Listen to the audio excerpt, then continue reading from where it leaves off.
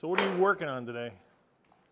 Huh? I said, what are you working on today? Here, put that someplace. Want some help? Nope. Okay. Ugh. I'm done with the sanding. So welcome back to the channel, everybody. There'll be a series of videos we're going to shoot. This is my brother Keith, by the way. Say hi. What's going on? It's freaking cold, dude. It is cold. We may have to shut the damn doors. So you met Max and JoJo yesterday. You sure you don't need some help? No, it's just, let me zip this up a little bit. It's getting all dusty. Yeah. Yeah. So anyway, we're going to start shooting videos from the workshop. We're going to talk about a lot of stuff. Probably the first few are going to be historical. A lot of the projects we've done on the ranch, pump house, shop, barn dough, we've built it from the ground up. It's been a journey, which we haven't fully documented except with pictures. So I'll be putting up some videos on each of those projects and getting commentary from the peanut gallery here. Have you filmed this? Have not. We need a tour. Trashed. No, do you have pictures when it was like completely Oh yeah. trashed? Yeah. Like just a, Well, that's what happens when you days work ago? on it. What do you got here? Oh, these are just some shelves for a broom closet Oh wow. that I made with spare plywood. Is this finished plywood? Yeah, it is. Really nice. So it's basically, it was just, I'm using some scraps. I had some left over, you know, versus cutting up a full sheet. Well, it's got edging and everything on it. Does the plywood come like that? No. This is leftover maple that I had from building my cabinets. And in actuality, I had to rip down some of the 1x2s, and this is the leftover. And this is pretty much exactly what I needed for edging versus just edge banding, you know, when you're just ironing it on. This is, you know, thicker, much better, just has a better look to it. So, yeah, just making these for a really broom closet. So the next step is to spray them. I've already sanded them down to 220, wiped them down. So I'm gonna start prepping some pre-cat lacquer from Sherwin-Williams, and we're going to spray them. So Keith has spent the last probably 3 weeks basically cleaning this place up because it was totally trash. Looked like a bomb went off in here. It was really bad. It was all my fault. Well, I think you had some help, brother. But anyway. But we, you know, corner to corner, everybody knows who's ever cleaned their shop or ever had to revise their shop or doing new things to their shop. What's that woman that does that, has the channel with the red hair that does April? Isn't her name April? She has a shop down in like San Marcos or something. She's a badass though. But anyway, she's the one that did the garage, right? Yeah, she did the garage. She has her own sawmill. I mean, she does everything. We'll look up that channel and I'll put it up on the comments. So. But yeah, so this was the first time that every single corner, every single box, everybody with a shop knows that over years you accumulate just boxes of shit, hardware everywhere. I mean, little screws and nuts and washers. Every single box in the shop was touched. Everything was dusted and cleaned and revised and organized. And how many different tools? We had like 20 different drills and. Yeah, and they're all right there. I mean, we've got like 3 of everything. And I know there's a lot of videos with cleats, and I know that there are new revisions of cleats, but I like these. I'm getting ready to make some of the blocks that actually lock them in, so you can, you know, if you don't want it like lifting up when you're taking your tool out, you can put little blocks in here that actually lock it down, that you can remove and adjust as necessary. So I'm still in the process of building these little cubbies, but we got our sanding station and stations for all of our saws and for all of our drills, and you can move each one of these, and eventually I want to have these cleats all around the shop so you can pick up your station and move it around so you're not leaving tools everywhere. You know, just typical organization. And eventually I want to do cleats for our pegboard. Pegboards are okay, but when you're lifting up tools, the little things come out, and it's just, I want to do something different, but it works for now. one of the things you're going to learn about my brother is he's a perfectionist. Well, I learned from the best. I learned from the best. So I think we're all, just our family in general, has a level of quality. Well, we have sort of an engineering mindset, a dent, and I overthink everything, overplan everything, and Amen. so doing these videos without a lot of planning is going to be a bit of a stretch for me, but that's the current advice. Yeah, That's the current. You just talk to people, so that's what we're going to do. So anyway, where do you want to start? We're going to walk all the way Well, around? this is a cart that we built. One of the problems that we had, especially when you're cleaning out your shop, and you've got plywood and wood laying around, which you accumulate over years, and it just becomes piles of just unmanageable stuff. This was, we knew we had to build a wood cart, so we did. My brother and I, Dave, we built this wood cart, and it's not perfect, but this is like the first iteration, and it actually stored the majority of all the scraps that we had. I'm waiting for the wheels to freaking fall off. And that's the biggest wheels we could find at the local hardware store. Well, but there's got to be a ton of stuff on there. So man. we got the compartments. We got the scraps on this side, and we got for the compartments in the middle, which goes the entire length of the cart. Those are for our long scraps, and then sheet goods over here. And this is the design that we came up with, just to kind of have all of our sheet goods, and it works. So this is all just random scraps and junk in the corner over here. yeah, that's our spray rig. And we got a woodland mill sawmill outside, and this is our blade sharpener. Yeah. Yep. Yeah, these are all empty cabinets that I cleaned out. So we'll get into all this eventually in separate videos, but right now we'll kind of start with an overview. And this is our hardware section. So this is all the stuff that you really haven't sorted yet, right? Well, we sorted a lot of it, but this is the stuff that, all those boxes that were piled up there from years ago, this is just all the stuff. I mean, there's random stuff, but doing a great job as far as getting it organized. And I know people have done a lot better job in, putting away their screws, but with what we had and the time that we had, it's good enough for now. And random then tools. One of the other videos that we're going to shoot is like networking, right? So when you're out in the middle of nowhere, getting internet is especially if you're going to have a YouTube channel, is a big deal. So we're going to talk about Starlink. Oh, hey, you forgot about these tools. Well, hang on a second. So anyway, if you look, I'm not going to be able to zoom this thing. So we've got a Starlink tower on the barn door over there. You can see it's one of the version ones. So we'll talk about how we put that whole thing up. And the tools under the bench over here, Keith, these are all the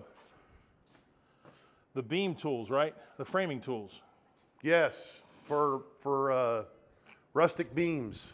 So we'll probably talk about those too eventually. So. Yeah, I mean so you can, all these tools saw at least 6 inch. It's 6 inch thick, right? Well, I don't know how deep that saw goes. That's a big booger, man. I think it's got a 6 inch. You can saw 6 inch beams in one pass. So we'll talk about all those individually. So. Yep. And then this is a plunger if you're doing like for big mortise and tenon joints. That's a big plunger for beams but yeah.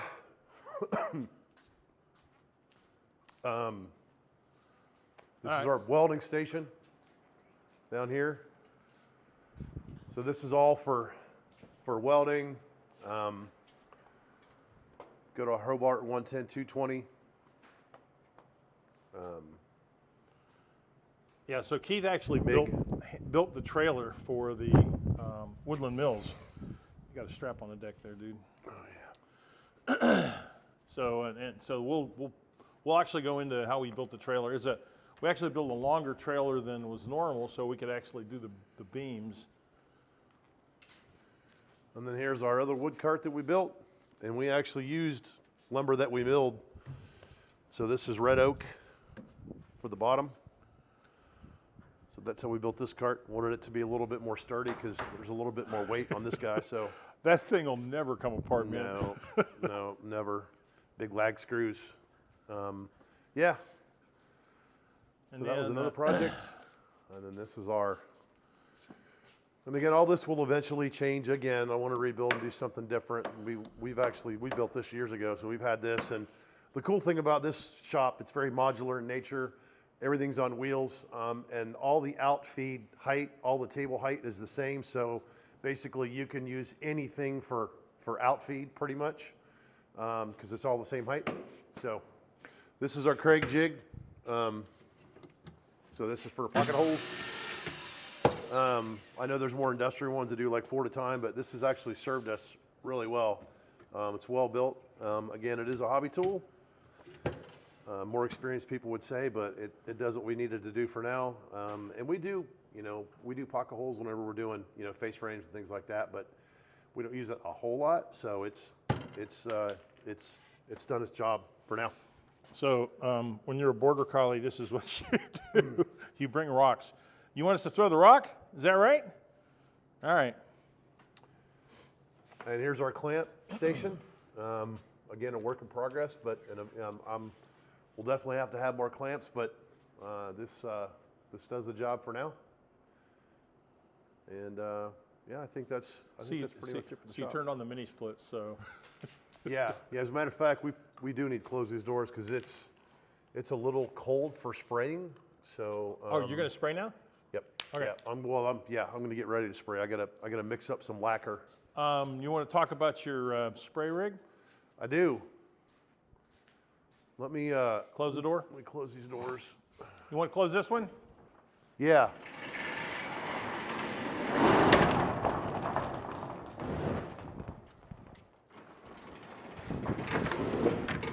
Come on, get in here. Back. Jojo, come on. Come here. All right, good dog. All right. So the shop is 2,000 square feet, right, Keith? 2,000, yeah. Which is awesome because it's never actually been this clear. So now that we want to do, bigger projects, and we've even talked about doing tiny homes at one time, we can do that in here now because we have the room. So I've had this guy so I had this before we had the ranch. So it's been, 10 years? 10 years at the ranch. That's your spray rig. Yep, I've had this for about 13 years. Do you know what the make and model is on? Yep, it's an Earlex Spraystation 5500. I wonder if they still make these things. They do? Oh yeah, these are loved because of their simplicity. Again, it's a HVLP, but what's HVLP stand for? high volume, low pressure. Ah, cool. So this is a self-contained unit. It has the turbo motor that supplies the air, self-contained, as well as the cord, and it gives factory finish. And it actually has different needles that you can change it out. All you got to do is come in here, and it has a tool where you actually remove the tip. This is a 1.5, so you can actually take the tip out, change the tips, change the needles, and it all comes with it. How much trouble is it to keep it clean? Super easy. Super easy. And the other cool thing about this is, I think probably most HVLP guns have the same functionality, but it's got a little spring-loaded plate in the back, so all you got to do to change whether you want to do a vertical or horizontal spray pattern, you just spin it. You can actually do, like for angle pieces, you just kind of push it on it and adjust it so you can change the angle. So. Well, I've seen you use that for years and years. So Yep. how long you think you've had it again? 13. 13 years. 13 years, yeah. Still going strong, sprays like today. And the cup, eventually once you start getting the gummed up cup and you're having to tap it off with a hammer, and I ended up chipping the back of it. So after 13 years, I finally got a new spray cup, and this had the best reviews. This is a Fuji spray. I got it off Amazon. And it actually comes with a diaphragm. This is a backflow valve. So this is, I haven't used it yet, but I just put this on the other day, so we're gonna use it for the first time today. Cool. And we're gonna spray some lacquer. So, and this is just a light coat to protect it, put a bit of a semi-gloss on it? Yep, so typically I would seal it. I mean, it's just plywood. And what I found, the technique that I use, instead of spraying a sealer on it, what I'll do is I'll spray a really thin coat of lacquer, and then I'll go back in and I'll use like probably 320, you know, something really high grit, and I do a light sanding on it, and then I'll go back in with some mineral spirits and I'll wipe it down, and it does a really good job of sealing up the pores, so I don't have to use sealer. I just use the lacquer itself. So I'll spray a thin coat on, sand it down, and then spray a second and third coat, and it's good. That's how I've done all my cabinets, and they turn out great. Well, cool. Well, I will. We'll be back in just a minute when Keith gets ready to start spraying, and we'll talk a little bit more. So, what do you got here? Sherwin-Williams pre-cat lacquer, high build lacquer. It's my favorite lacquer. I use it all the time. Been using it for years. And I found, especially typical HVLPs, if you're using a bigger compressor, I mean, you got a lot more high volume. For this particular unit, since it's self-contained, it doesn't have a whole lot of pressure. It has enough. So, and just through the years, just experimenting with lacquer, I found out that the best mixture for the Earlex is 50-50. So probably 50% lacquer thinner and 50% lacquer. So that's the mix that works for me. And you just got to do multiple passes of really light coats because it's pretty thin. So with it being colder, it won't be as thin. But yeah, the 50-50 mix of lacquer and lacquer thinner works. There we go, lacquer thinner.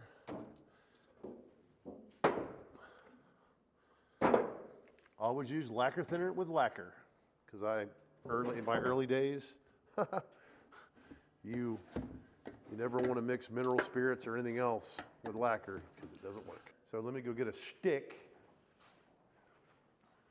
a mixing stick. Boy, that stuff stinks. Oh, I love it. What are you talking about? Stinks. Well, it's because you and Denny both have brain damage for spending too much time in a paint booth. You're crazy. Brain damage. Oh yeah. What? It's true. It's true. That explains a lot, brother. Oh, shit. Where is my... Look at that. Need some help?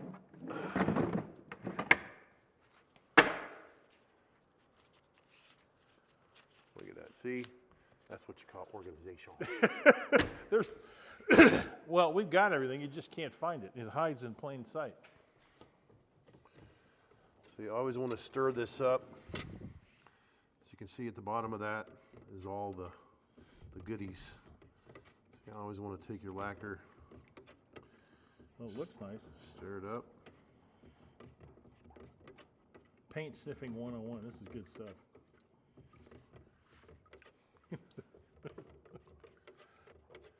All right. You need a rag? Nope. What I'm going to do is, because what I typically do, because it's really hard to pour into a can out of this, what I do is this is my lacquer container. It's got some in it, but I'm going to go ahead and mix up the rest of this lacquer and pour it in here. Do you need a funnel? No. Nope. So I'm going to take this lacquer thinner and I'm going to go ahead and mix it up. So you say 50-50 mix? Yep.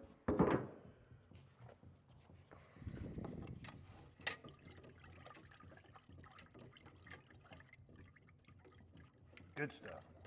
Good stuff. Cooking in the shop. So that's about right. And then what do? Pour that in the big bottle and shake it up? Pour that in the big bottle. The other thing you want to do is before I pour it in there,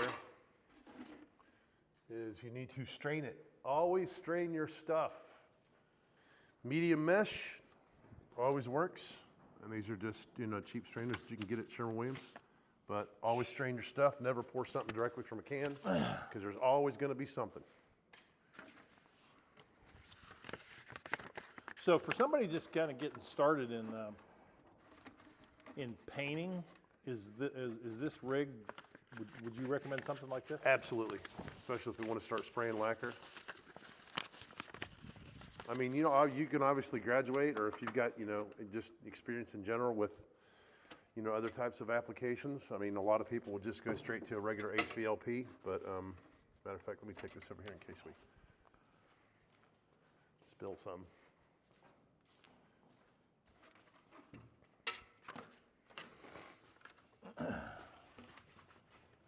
Want me to hold the filter? Nah. All right.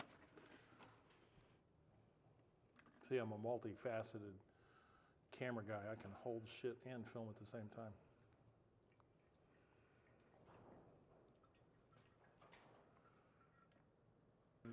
All right, Okay. film this. Film what? Oh, You see all that? at that You see crap. those little bits of crap and little bits of whatever that is? You don't want that in your spray Yeah, rig. you do not want that in your spray rig, so. And tip then you number can just one. Toss that in there. One-time use. And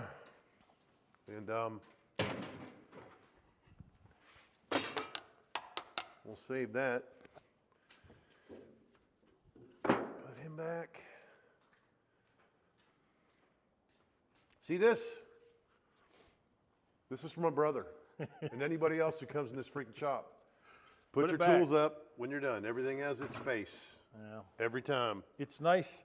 It's really nice to be able to walk in and find the tools you need when you need them, because we've just had stacks and piles of stuff crammed in. We just crammed all that crap in here. I mean, Logan did a pretty good job, but he just crammed everything in the drawer to get it out of the way.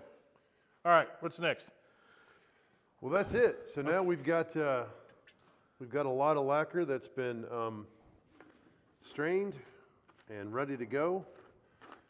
I'm going to go eat some salami and eggs, and then we will come back in about 30, 45 minutes, and we will pour up some lacquer, and we will take it through the process of how I spray high build lacquer. Deal. We'll be back in a few minutes, folks. So yeah, tack cloth, very important final application to make sure that you've got all the dust and all the dust particles. Again, it's got like this waxy, oily, kind of coating on it, and it collects all that fine dust and all the fine particles.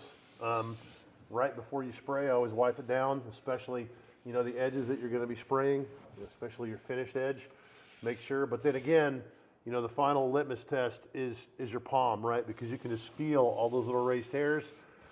And if I feel anything else or any little areas that need attention, if I feel it on my hand, I'll just go ahead and wipe it down with a tack cloth again.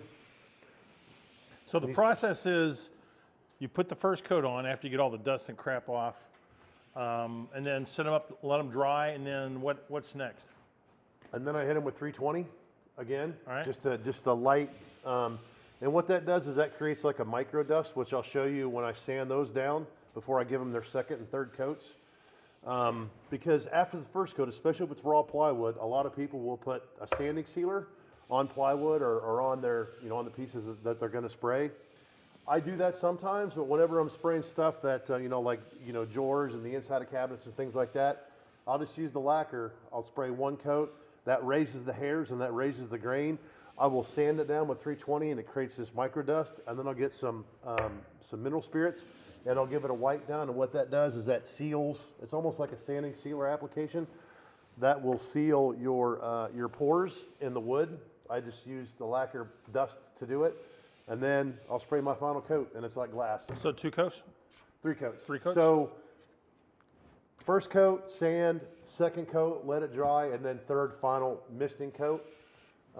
Because it's a little colder, so I'm seeing just a little bit of orange peel, but you won't see that on the second and third What's coat. orange peel?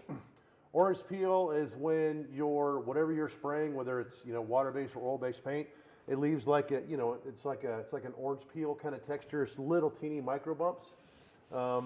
Typically, if you don't thin it down enough, you'll see a little bit of orange peel.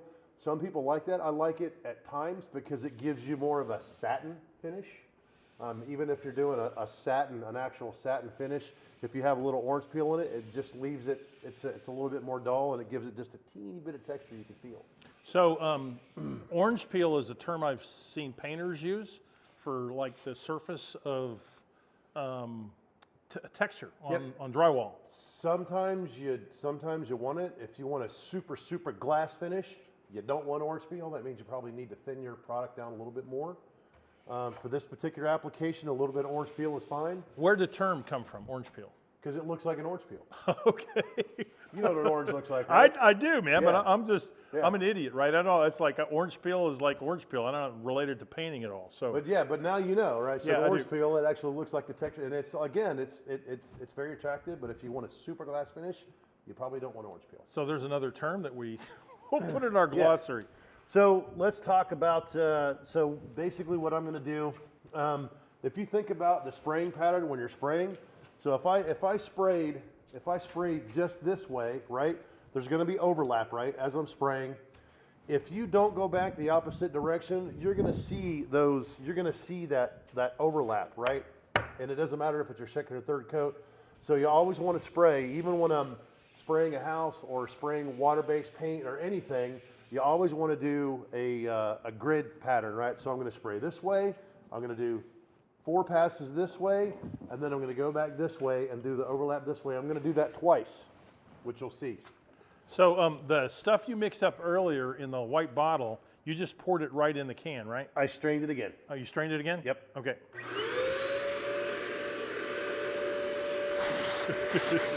All right.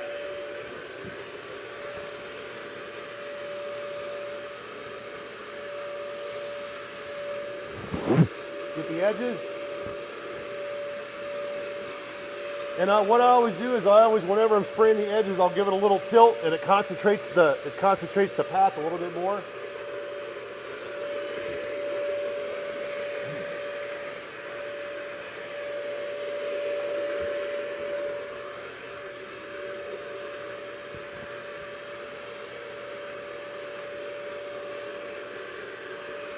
And then I'll do that one more time.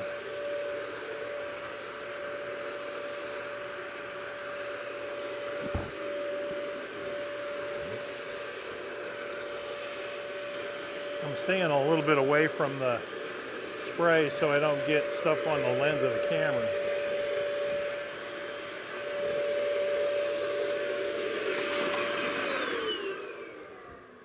And what you'll find, you see how even that application is?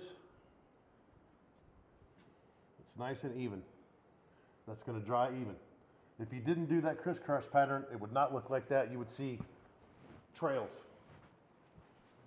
So talk about temperature and spraying. What is that? The drying time increases, or? Yep. So there are 2 considerations when you're spraying. It is drying time and it's humidity. Especially when you're spraying lacquer, if you have a certain amount of humidity, I think it's if you're at, I think it's 60%. And if you're above 60 to 65%, Humidity. and you spray lacquer, you're going to get a cloud effect, right? It will not dry, and so what happens is that it dries faster on the outside than it does underneath, and you'll get this cloudy appearance to your lacquer. Right. And it's okay. I mean, you can spray it again, but if you spray in high humidity, it's not good for lacquer. It will turn out like crap. So always make sure that it's not over 65% humidity. Well, the cool part about the wintertime, the humidity is always lower in the wintertime. So In the summertime, especially if it rains, if it gets above 65% humidity, don't spray lacquer. how do you know? You look at the weather. You look at the humidity content. I mean, I'm sure there's other ways to do it, but I just always look at my weather app, and if it's above 65%, I don't spray lacquer. And typically, especially if it is humid, in Texas, it'll burn off around, 10, 11 o'clock. The heat will evaporate that. But don't spray after it rains. It will not be good. Well, this will be a kind of longer form video when we get done with it. So I'm not going to try and shoot for time frames on the videos. I'm just going to shoot, and we'll kind of see how the response is on YouTube. By the way, guys, I'm sure I'm going to mention this a few times, but we're just getting started with the channel. We would love it if you would, you know, hit the like and subscribe button. And in the comments field, I mean, we're just getting started, so we're going to try to respond to comments. And if you have any questions about any of this stuff, ask the master. My little brother. I'm still learning like everybody else. Yeah, so. we're always learning, right? Yeah, and again, this is just this is one project. Many more to come. You know, especially when we start building doors, and there'll be tours of our homes and all the other projects that we've done. All right, go for it.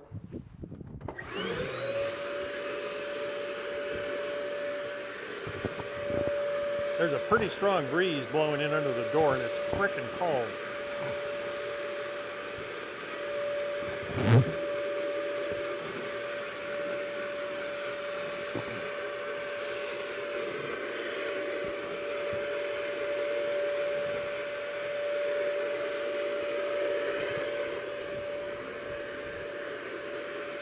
I'm really trying to stay away from the mist. Probably going to end up having to buy another lens for this camera. It's actually a lens cover. I shoot a lot of video with this, the DJI Action 4. It'll shoot 4K. It's really simple to set up. I've got several other cameras that I have in the studio that I'll be using to shoot podcasts with. I'm probably also going to try to do some video conferencing with folks for kind of outreach programs. So you're gonna look at it again? Here. Yeah, it's the same. Yeah, it looks good, Keith. Consistent. So this is what? The first coat, right? First coat.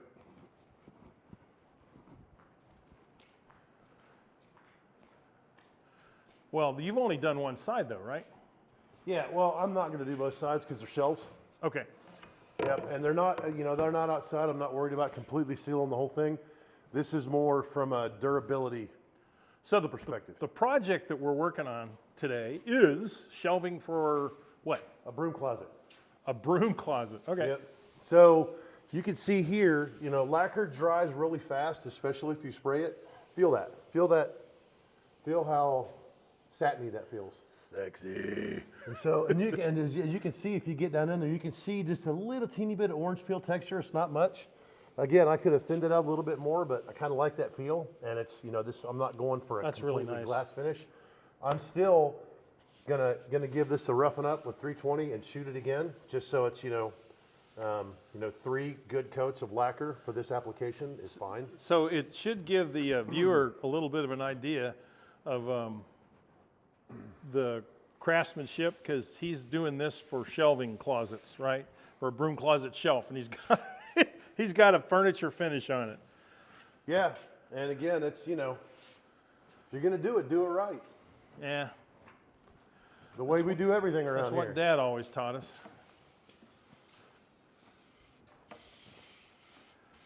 So what do you think, Keith? Do we want to do political commentary while we're doing this kind of shit, or do we want to stay away from that? No? Okay. Of course we do. Well, it's just such an interesting time right now. I mean, we're seeing a change in the country with Trump just being elected that a lot of us have been waiting for a long time. Make furniture great again. I got to put that on the what do they call them? It's the little graphic that you put up. Yeah. Thumbnail. It's called a thumbnail. Yeah. Make furniture great again. I love it. We love you, Trump. Yeah. Elon, love you too, brother. I just think that there's And if you have to shy away from your political position, shame on you. You know, this is about America, right? This is about America. This is about the American people. And this is about living in a country that allows us to do what we're doing right now. Completely free, however the hell we want to do it, and say what we're saying, whatever the hell we want to say. well, the current hot button today is that all the spending that's going on right now, it seems obvious to everybody else I talk to, you know, in the country. And the only people that are bitching about it are the people that that aren't going to have money anymore.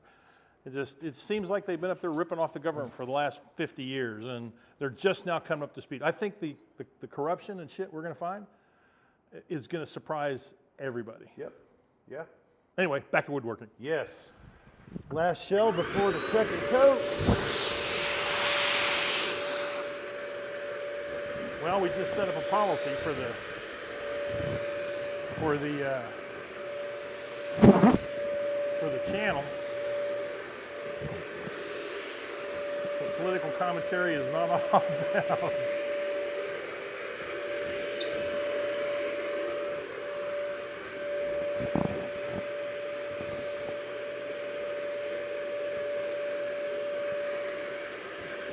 Yeah, it's misting pretty good. I really don't want to get this stuff on the lens.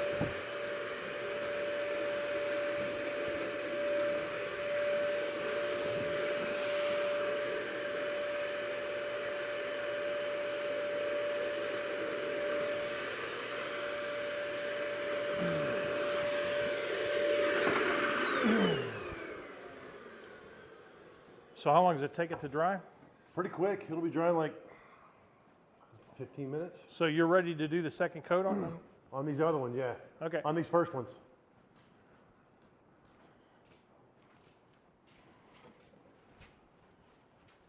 Yep. These guys right here.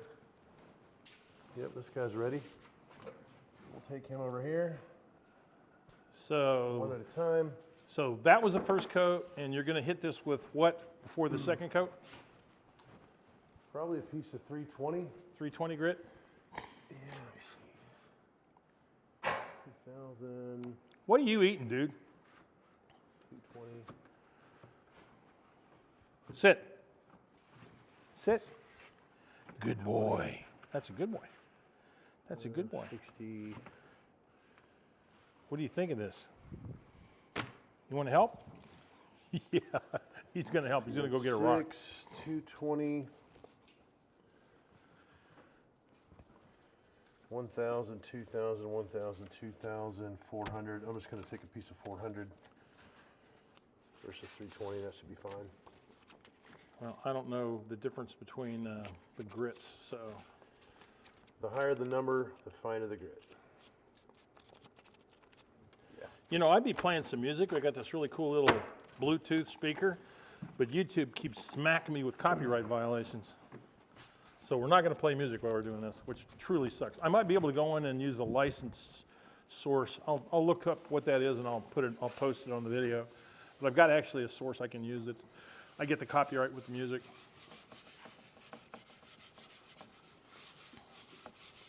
It's a really light sanding.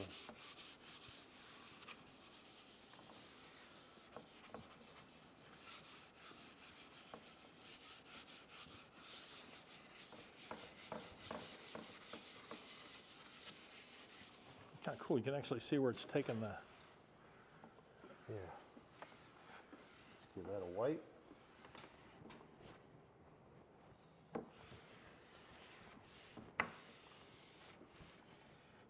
That's good. So you say Now feel that. You don't feel anything. Yeah, that's nice. Let's switch it to a tacky side. All right.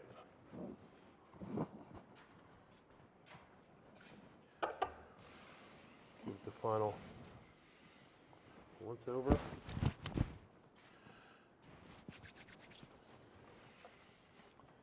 right, let's check our cup. I'm gonna go ahead and put some more in there. You can't really see that very well. Yeah, there you can. So we're gonna use the same strainer.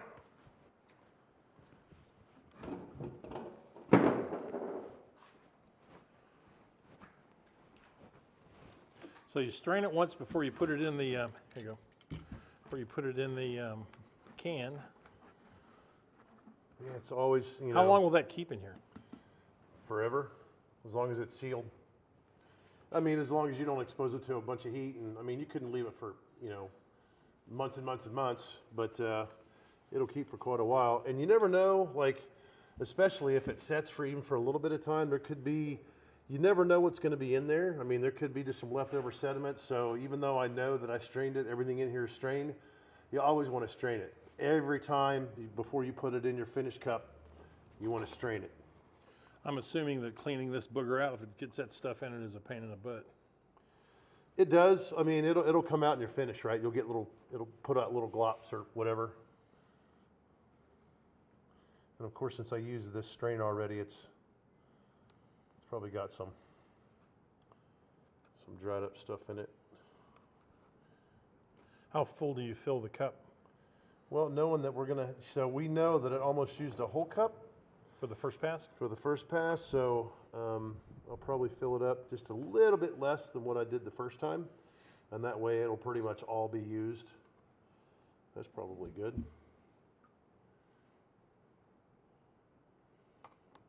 And that'll be the last time that we use that filter. So part of what we're doing by shooting all the videos, learning as much as we can. What kind of useful information can we, what are people going to find interesting? And so the only way we're going to know that is if we get feedback from you guys. And since we're learning, some of my favorite videos strangely enough, are these like 3-hour videos where some chick is putting up a tent and camping out in the middle of nowhere while it's raining outside. I mean, it's weird, but I like that kind of crap. So it'll be interesting to see what you guys have to say. There you go. That was a little lever lock, huh? Yeah, by the way, Fuji spray. I don't know who exactly makes this cup, but I will leave a review on Amazon. I love it. This is my first time using my new cup. And again, it's pretty much, so I was making sure that the fitting would fit my Earlex because it really didn't say in the description exactly what models did it fit, but I would assume this is a pretty standard fitting size. So I bought this, it fit my Earlex perfectly. So I would assume this is a standard I'm going to try to look up all this stuff and have it listed in the comments down below. So if you guys end up buying anything, I'm pretty sure we get credit on Amazon. I'm not totally sure at this point. So yeah, I don't know. And we're probably not going to do Patreon and X and all the rest of the crap. We're just going to do YouTube. So all right, here we go.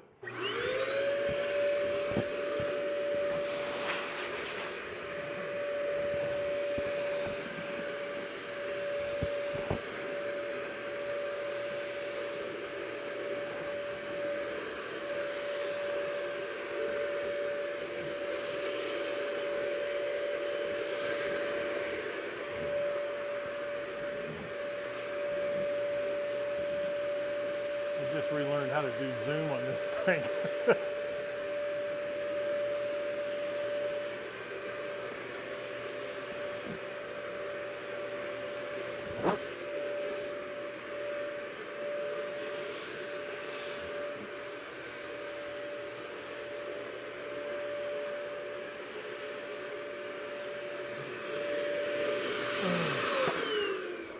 I will say this, another tip when you're spraying is a lot of people, they'll start spraying on their piece.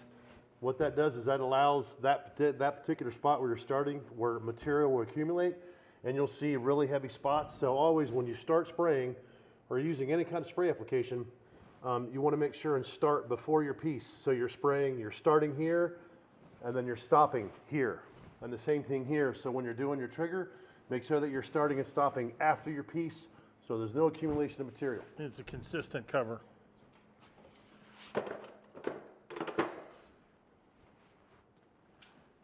Again, you can see it's a very even application, very consistent by doing the cross hatching.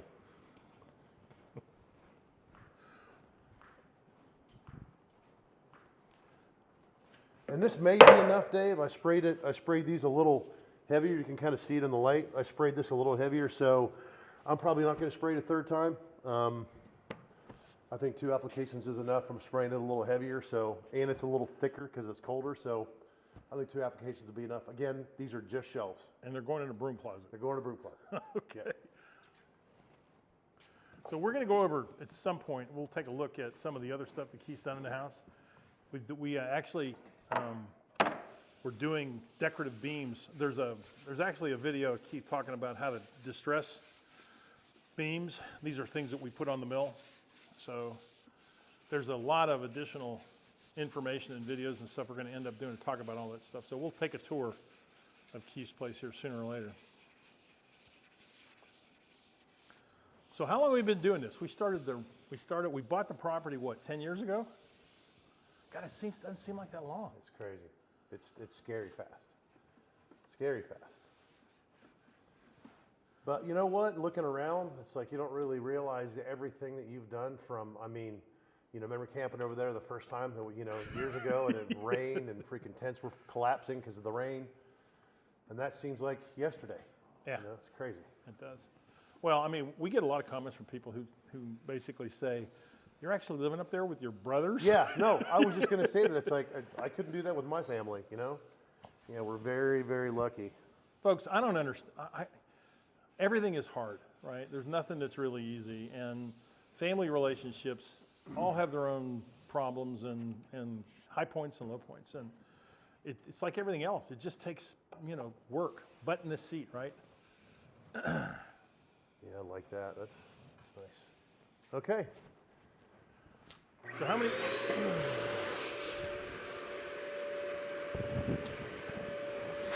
You know, if I stand behind him, I think I can stay out of the spray. The wind's kind of blowing from under the door.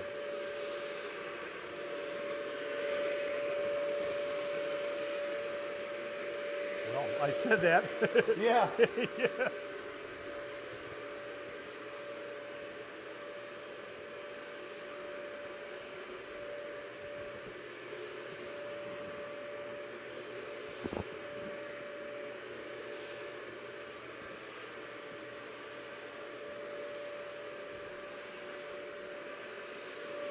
So we're shooting at 4K 24 frames per second with Rocksteady on, for those of you who know DJI. So,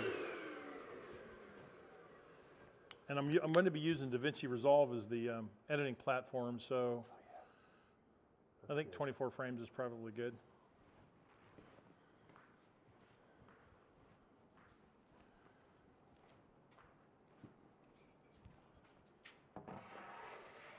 And I always go, I lay them out, even if I'm using a rack, if I'm spraying things twice, I will lay them out.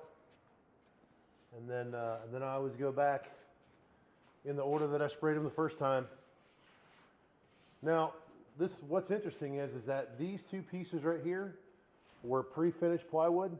So they're gonna look a little different because this already had a finish on it whenever we purchased it. So as we were making the cabinets, we didn't want to spray the outside or the inside on the finished sides. It saves a lot of time, it's more expensive. But so these are gonna have a little bit finer of a finish because these already had a coat on them. But these were raw C grade, not finished grade, but one grade below that. And it's still pretty good. You probably wouldn't do it, wouldn't want to do it, use it for a high-end finished piece, but since this wasn't pre-finished plywood, I may put 3 coats on this. We'll see how it turns out, but I just wanted to, because you can see the difference. Notice the difference in color? Yeah, this is deeper and golden, and this one is not. Yeah. And again, this is a different grade of plywood, and since this has a pre-finish on it, I'm not sure what's making it look more golden, but yeah, so that's the difference. This was pre-finished, these other pieces are not. And well, there's another one behind you. Yep, this is same Yeah, same stuff. stuff, yeah.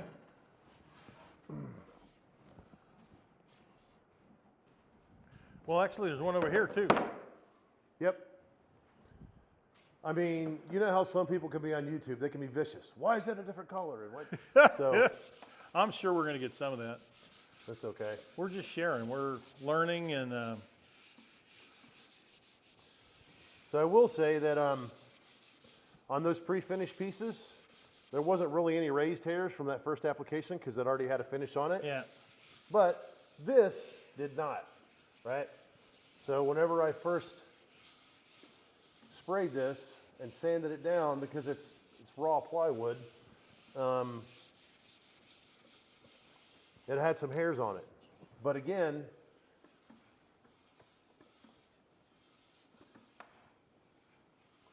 feel that. Yeah, that's nice.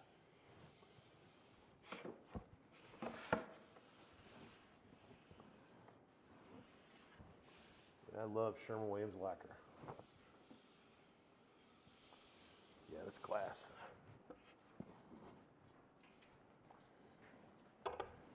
And we shouldn't have, yeah, that was a pretty good coat, so I don't think I'll need a second coat on these either, at all. Or third coat, I mean. Well, I'm gonna have to take a break here in a minute to change the battery in this camera, so as soon as he's done with this, we'll change the battery and come right back.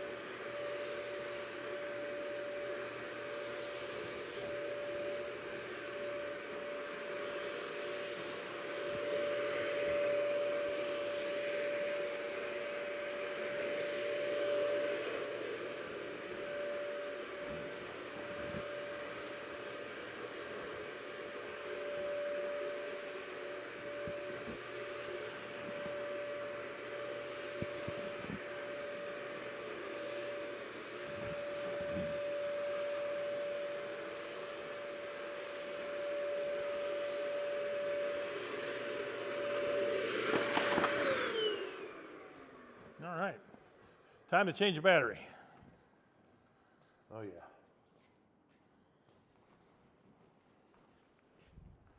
All right, so this is the little battery case that comes with the DJI. Actually, it comes with a combo kit, so be right back. Okay, we're back, and so you can tell that here's the battery that I just replaced. So it's got a little, it's charging. I think this case will allow you to charge 3 or 4 times. I'll look that up too. Anyway, the is back. This may be the first time I've really kind of used this thing the way it was designed to be used, the camera and the battery backup and the kit that I put together. Yeah. Yeah. One of the cool things we're going to end up doing is one of the projects that Keith's been working on now for, how long have you been building your house? Year and a half. 3 years? Year and a half. That's it. Well, we've been in the barn for a year, so it's at least 2, because you were working for at least a year before we got in it. So you're 2.5, easy. No. 2.5 years? No. Okay, I'm going to look that up too. Anyway, Yeah. he's working on a music studio over there, full-blown music studio, and we're going to talk a lot about that. But part of what we want to do up here at the ranch is it has a music theme to what we want to do.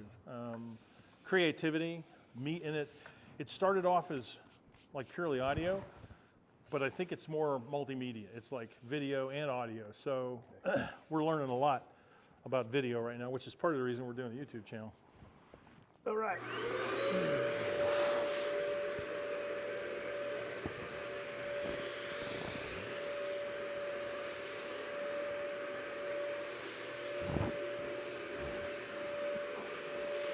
Hey, buddy.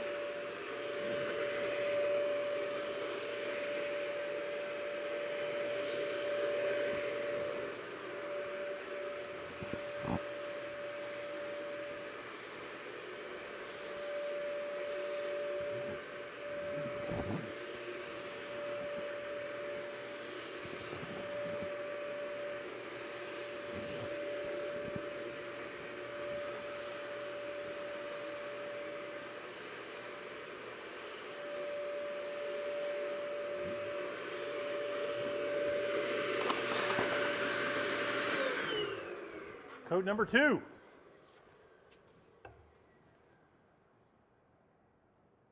Oh, yeah.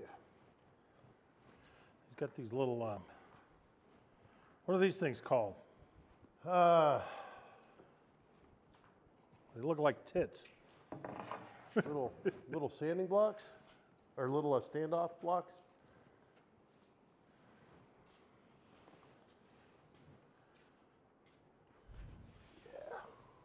Was that a cannon over at the fort? Yeah, see, look, it's already dry. I like the texture. Let me see, it was this one next. 4 more. Jojo.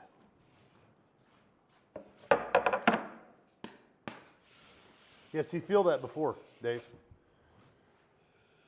Yeah. All those hairs that got raised up from that first coat. Yep.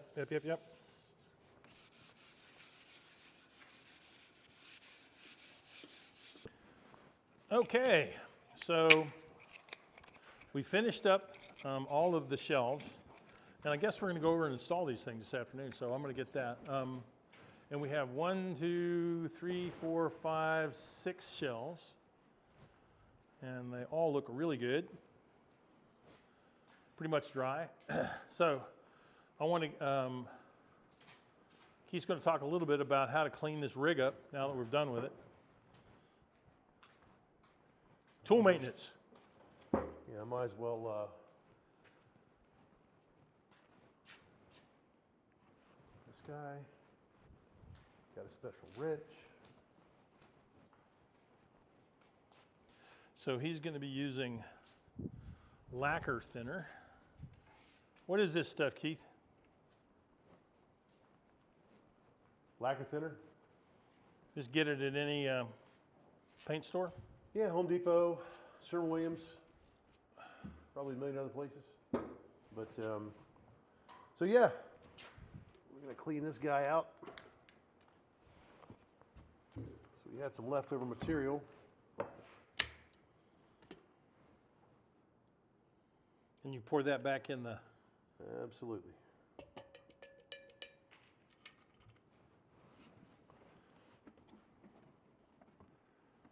Absolutely. Lacquer is liquid gold.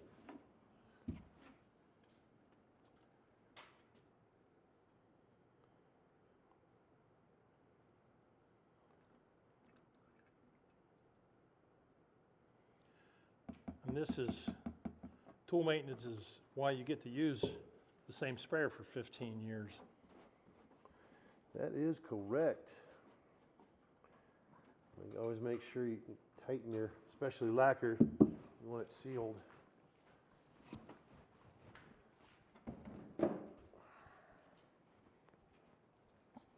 So this, you should not have to clean out a bunch of hoses just because of the way it's designed. Its maintenance is relatively easy. And I want to preface this portion with environmentalists are probably not going to agree with this. So I just start out with a little, just a little, you know, just a little bit more in the bottom of the cup. Put him back on.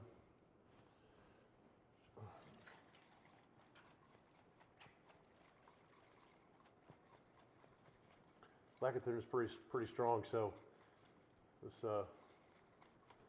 is cleaning out that little micro screen at the bottom, and so this is the first step. And this is what the environmentalists are not going to agree with. You're going to spray this on the ground outside? Nope, I'm going to spray it in the air outside. Oh, okay. Yeah. Yeah. I'm causing global warming if anybody's interested. Yeah, everybody's got to make their contribution.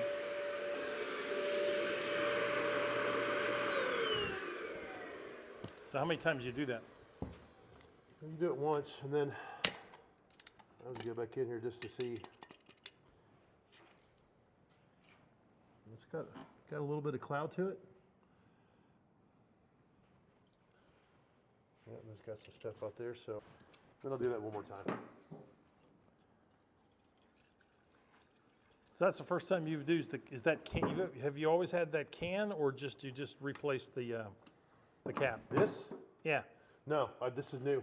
From here down, I had to replace because it's all kind of one piece. Did you get it on? Did you get that on Amazon? I did. Yeah. All right, you need to send me the link for that. Yeah, I did a lot of research before I got a new one. What's the name of it? Tell me exactly what it is. I can probably find it myself. Fuji spray. Fuji spray? Yep. Okay. It's a Fuji spray HVLP replacement can.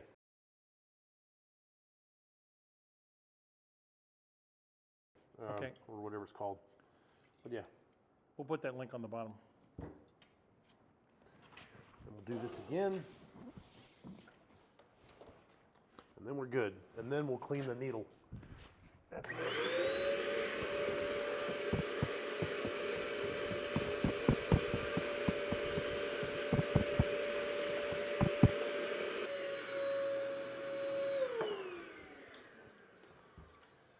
since I know that's relatively clean lacquer, see? Yeah, that's totally clean. Totally clean. And then we'll take that little bit, because the stuff that may have been corroded was sprayed out. So we'll put this Back in the can. back in the can, because lacquer is expensive.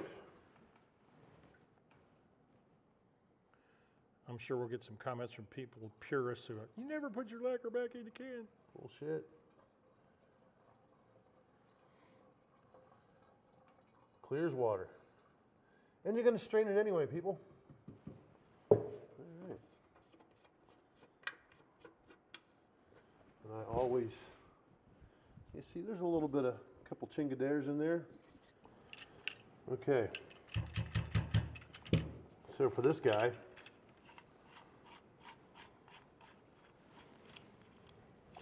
so you take him off, you take him out, and there's usually some crud in there, so I'll get some lacquer thinner on a rag. I'll just go in here and no, I don't wear gloves. Never worn gloves. Don't like gloves. Yeah, well, there's some things that my brother and I do differently. I always wear the damn things. Especially if I'm handling wood.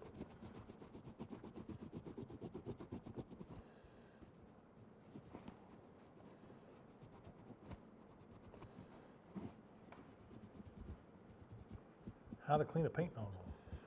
Do you know how to bleep stuff out? How to bleep stuff out. On video. What, so when we're cussing and stuff, people don't have to listen to it? So if I say gloves are for pussies? I wouldn't bleep that out. I'm leaving that.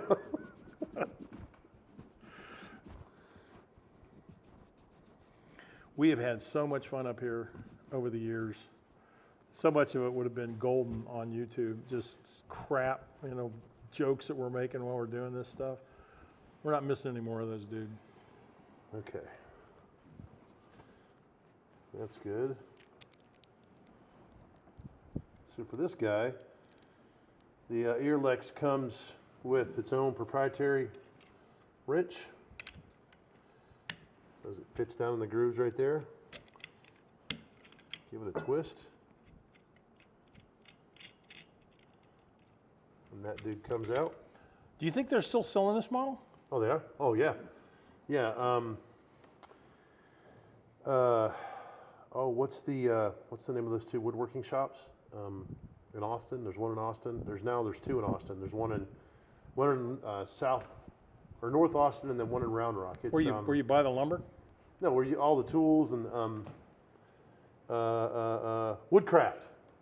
Yeah, Woodcraft sells those? these. Okay. Yep. And there's two locations in Austin. There's one in Austin and one in Round Rock now that they just opened. But yeah, Woodcraft. Amazing story. Very knowledgeable people. I've spent a lot of time and a lot of money at Woodcraft over the years.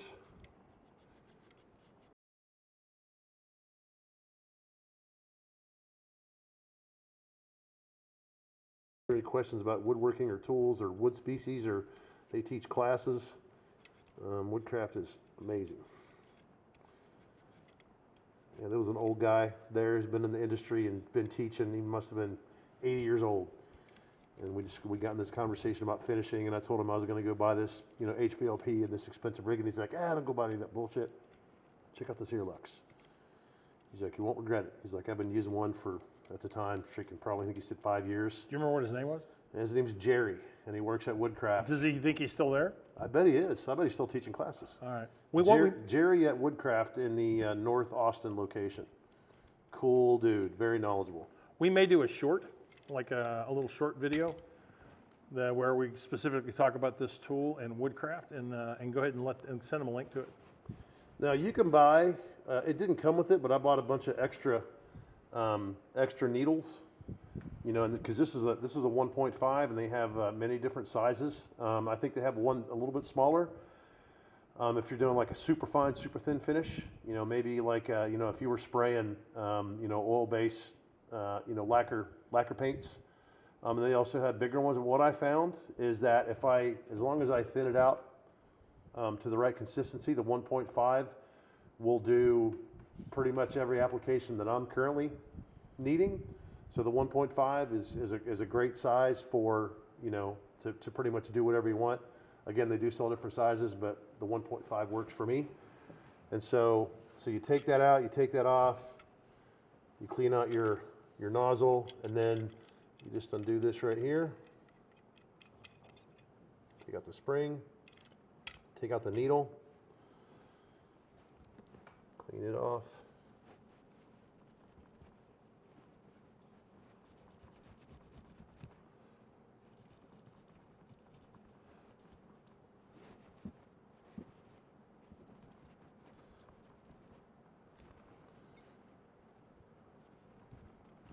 Yep, and you'll see the 1.5 on it. Cool.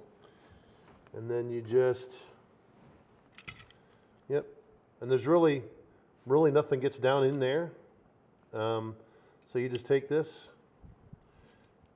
and you put it back in. You put this back in. And so as far as this, so if you look at the travel on that, this is what adjusts your flow, right? This is what adjusts the amount of material that's coming out. So if you're allowing that to get all the way and unseat out of that needle, it's going to allow more product through, yeah, right? Makes sense. So you screw it down to adjust. And so for me, I pretty much it's been at the same spot, so I know because the wear on the screw. I'll put it into right there, and basically you want it to where, I mean, your pull is not much. Yeah, about right there. Maybe a little more. Yep, just about that right there. And that's just perfect for super thin, super light applications when you're doing mistings, multiple passes. So, and then you just put this guy back on. And we're done. Not too tight, give her a little crank.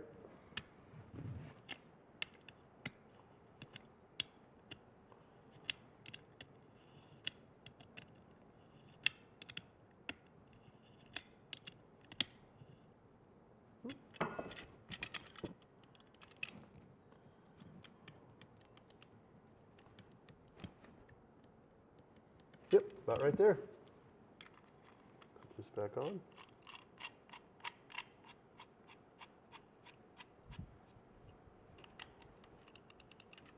Yep.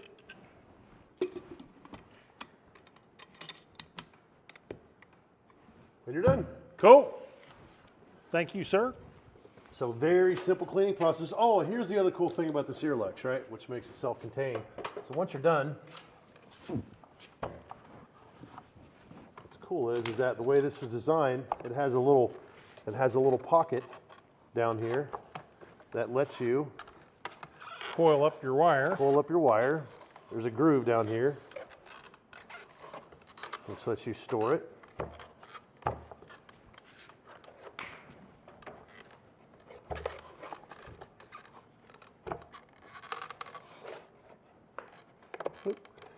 And you just stick it back in there like that. And then this hose, there's a little, if you look down in here, there's like a little ramp. And see that little notch right there? Oh, yeah. You stick him, that's the beginning of the hose, right? He fits right down in that notch. And then you just oil him. Stuff it down in there.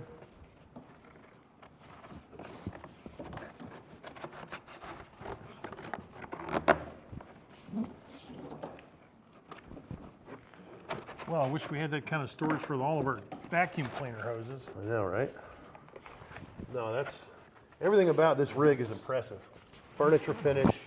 It's talk about on the go painting, and then it finishes up to where it just So you've had this for 15 years? 15 years. 15-year review, guys. There you have it. Still working like a champ.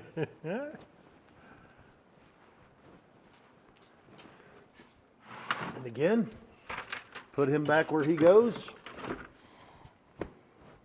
Tool organization. Yep. And then